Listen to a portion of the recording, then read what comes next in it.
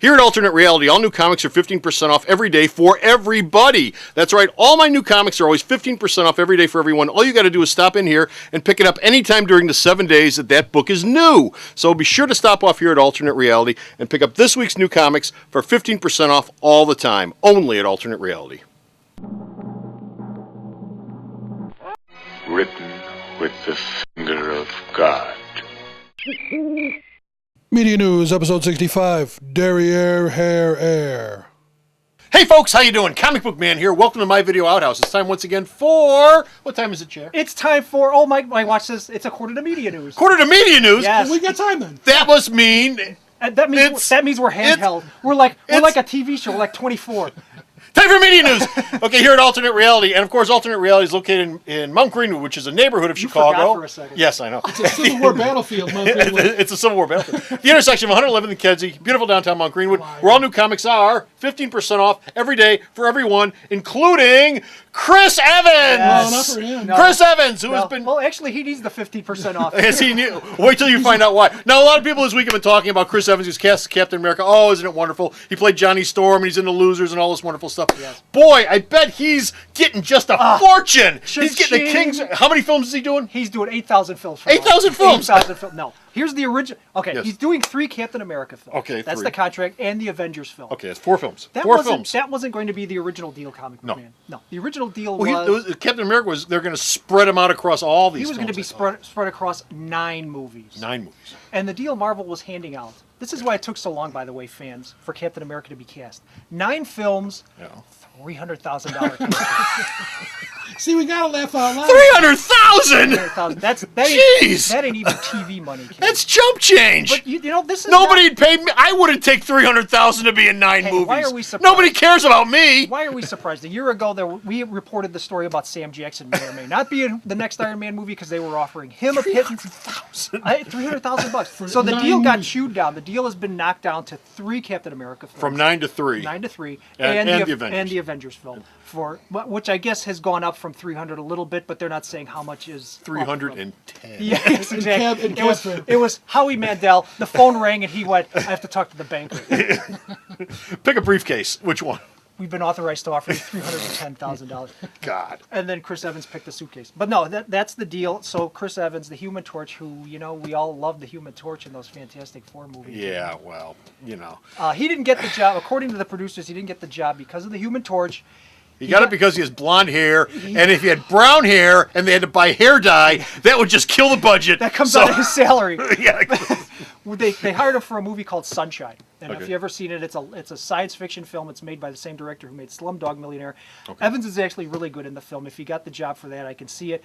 Side note, we're going to digress. Here comes that BS portion we were talking about earlier, Comic Book Man. Yeah. Alex Ross has chewy posted up about the hiring of Chris Evans. Does Alex like it? Alex does not. Why? Not so much against Chris Evans, but Alex says it is a big mistake to cast an actor who is in his mid-20s to play Captain America. Reason being, Yes.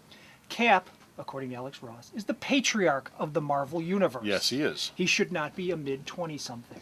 Well, that's wonderful. But when's the next time you're going to see a superhero not cast in his mid-20s? Exactly. They're going for a child audience nowadays. The purest vein running through Alex Ross is, I can understand it, but it's... I've seen a picture online of not a picture, but a drawing. It looked like a drawing of Chris Evans dressed up like the Ultimate Captain America. Yes. It sort of looked Ross-esque, although I don't think it was Ross. But it was Chris Evans dressed up as that Captain America, which the rumor is that's probably the costume they're going to go with, the Ultimate Captain America costume. And it was like. Yeah. You know what it reminded me of? That crummy Superman costume Brandon Routh was in the last Superman film. Oh, this is what it's going to be. Well, okay. But it's Chris Evans. So moving on. More Marvel news. More Marvel news.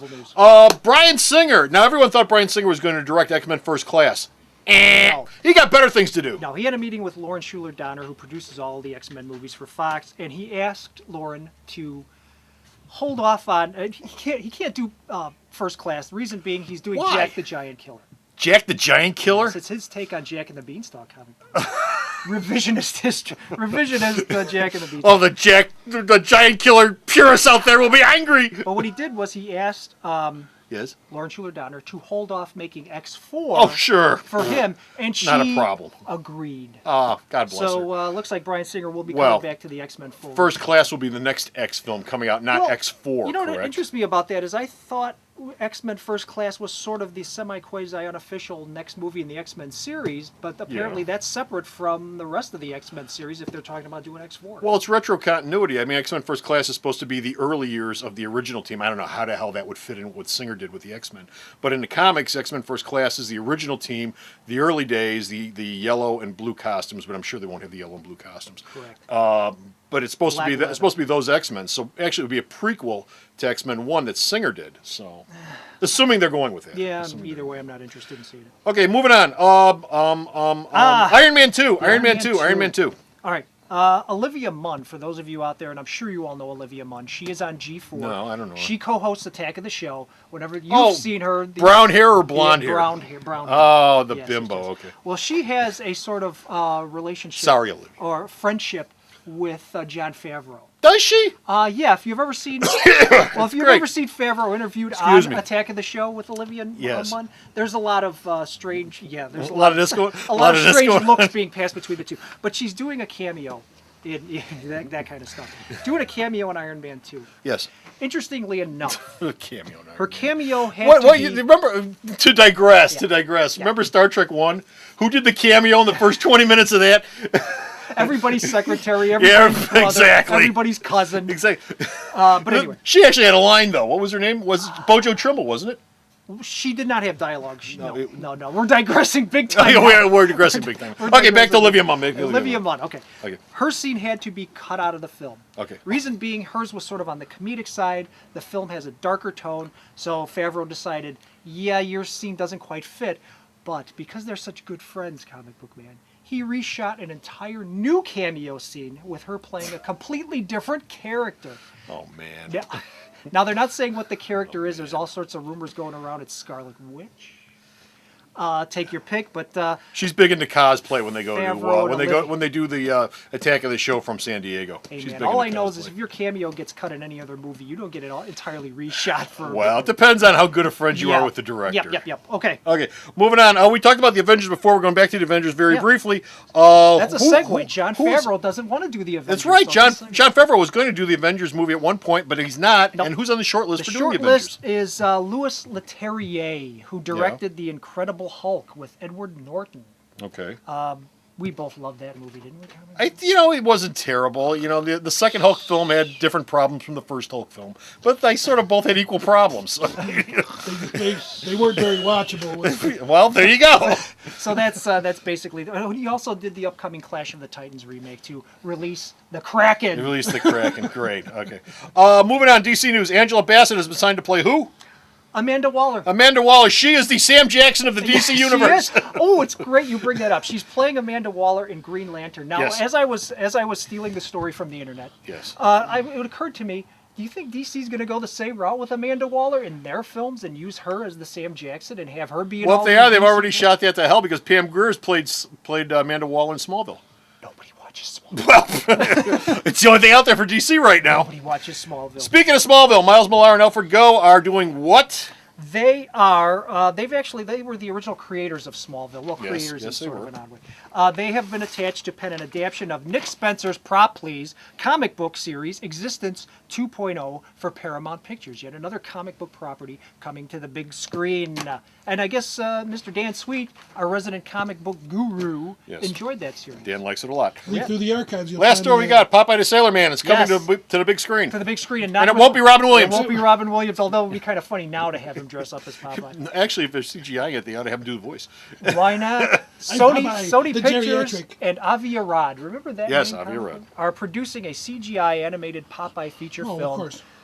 to be out not next year but the following year. Okay. All your favorite characters, Sweet Invest Pea. in spinach, baby. Yeah, invest in spinach. Yeah, exactly. That'll be a big hit just like the last Popeye film. that's great. So that's it. We're done with comic book media news. Done. But you can read more news, media-wise, on the store's website and his reviews at... Where's the Hey, website, Sarah. www.myalternatereality.com. Okay. So stop off at the store's website, check out all the media news and the media reviews, and until next time, this is Comic Book Man And it's JR. saying, bye! Media Snooze. Alternate Reality is located at 3149 West 111th Street. That's the intersection of 111th and Kedzie in Chicago, the beautiful downtown Mount Greenwood neighborhood. You can always reach us at 773-881-HERO or at the store's website, www.myalternatereality.com.